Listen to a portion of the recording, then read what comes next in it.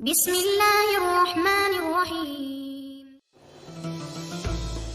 حضرت آدم علیہ السلام وہ پہلے انسان ہیں جن سے دنیا میں بسنے والے انسانوں کی ابتدا ہوئی۔ اللہ تعالیٰ نے ان کا خمیر تیار کرنے سے پہلے فرشتوں سے کہا، ان قریب میں مٹی سے ایک ایسی مخلوق پیدا کرنے والا ہوں جسے زمین میں ہماری خلافت کا شرف حاصل ہوگا۔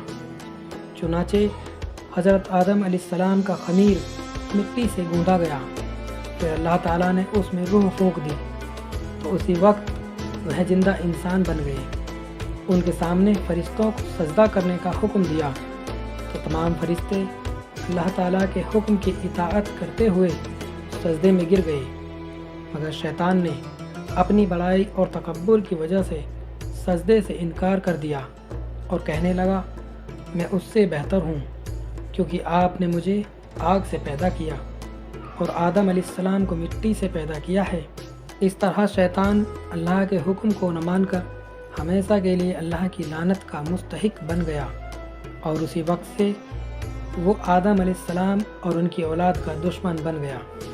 حضرت آدم علیہ السلام جنت میں تنہا رہتے ہوئے بے چینی محسوس کرنے لگے تو تسلی کے لیے اللہ تعالیٰ نے ان کی بائیں پسلی سے حضرت حوا علیہ السلام کو پیدا کیا اور دونوں کو حکم دیا کہ اس درخت کے علاوہ جنت کی تمام نعمتوں کا استعمال کرو۔ شیطان نے وسوسہ ڈال کر بہکایا کہ اس درخت کی خصوصیت یہ ہے کہ اس کا پھل کھانے کے بعد تم ہمیشہ جنت میں رہو گے۔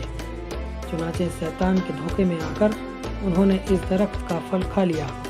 اللہ تعالیٰ نے اس غلطی کی وجہ سے جنت کا لباس اتار کر دونوں کو دنیا میں بھیج دیا۔ حضرت آدم علیہ السلام اپنی غلطی پر بہت شرمندہ ہوئے اور ایک مدت تک توبہ و استغفار کرتے ہوئے اللہ کے سامنے روتے رہے۔ پھر اللہ تعالیٰ نے ان کی توبہ قبول فرمائی۔ اس کے بعد دنیا میں حضرت آدم علیہ السلام اور حضرت حوا سے نسل انسانی کا سلسلہ شروع ہوا۔ قابیل اور حابیل حضرت آدم علیہ السلام کے دو بیٹے تھے۔ دونوں کے درمیان ایک بات کو لے کر جھگڑا ہو گیا۔ قابیل نے حابیل کو قتل کر ڈالا۔ زمین پر یہ پہلی موت تھی اور اس بارے میں ابھی تک آدم علیہ السلام کی شریعت میں کوئی حکم نہیں ملا تھا۔ اس لیے قابیل پریشان تھا کہ بھائی کی لاش کو کیا کیا جائے۔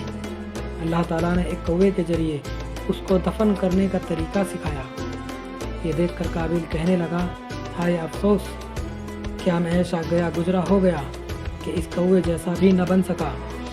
پھر اس نے اپنے بھائی کو دفن کر دیا۔ یہیں سے دفن کرنے کا طریقہ چلا آ رہا ہے۔ نبی پاک نے قابیل کے متعلق فرمایا، دنیا میں جب بھی کوئی شخص ظلماً قتل کیا جاتا ہے تو اس کا گناہ حضرت آدم کے بیٹے قابیل کو ضرور ملتا ہے، اس لیے کہ وہ پہلا شخص ہے جس نے ظالمانہ قتل کی ابتدا کی اور یہ ناپاک طریقہ جاری کیا۔ اسی لیے انسان کو اپنی زندگی میں کسی گناہ کی ایجاد نہیں کرنی چاہیے تاکہ بعد میں اس گناہ کے کرنے والوں کا وبال اس کے سر نہ آئے۔ حابیل کے قتل کے بعد اللہ تعالیٰ نے حضرت آدم علیہ السلام کو حضرت سیس علیہ السلام جیسا نیک فرزند عطا فرمایا۔ وہ حضرت آدم علیہ السلام کے سچے جانشین ہوئے اور آگے چل کر پوری نسل انسانی کا سلسلہ انہی سے چلا۔ اللہ تعالیٰ نے ان کو نبوت سے نوازا اور 50 صحیفے ان پر نازل فرمائے۔ جب حضرت آدم علیہ السلام کا انتقال ہوا تو جبریل امین کے حکم سے حضرت سیس علیہ السلام ہی نے نماز جنازہ پڑھائی۔ انہوں نے حضورہ نامی عورت سے نکاح کیا اور ان سے ایک لڑکا اور ایک لڑکی پیدا ہوئی۔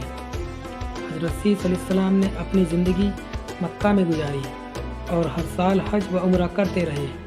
ان کو دن رات میں مختلف عبادتوں کا طریقہ سکھایا گیا تھا اور ایک بڑے طوفان کے آنے اور 7 سال تک رہنے کی خبر دی گئی تھی۔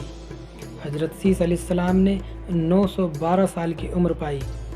جب انتقال کا وقت قریب آیا تو اپنے بیٹے انوش کو اللہ کے احکام کے مطابق زندگی گزارنے کی وصیت فرمائی۔ وفات کے بعد اپنے والدین کے پہلو میں جبل علی قبیس کے غار میں دفن کیے گئے۔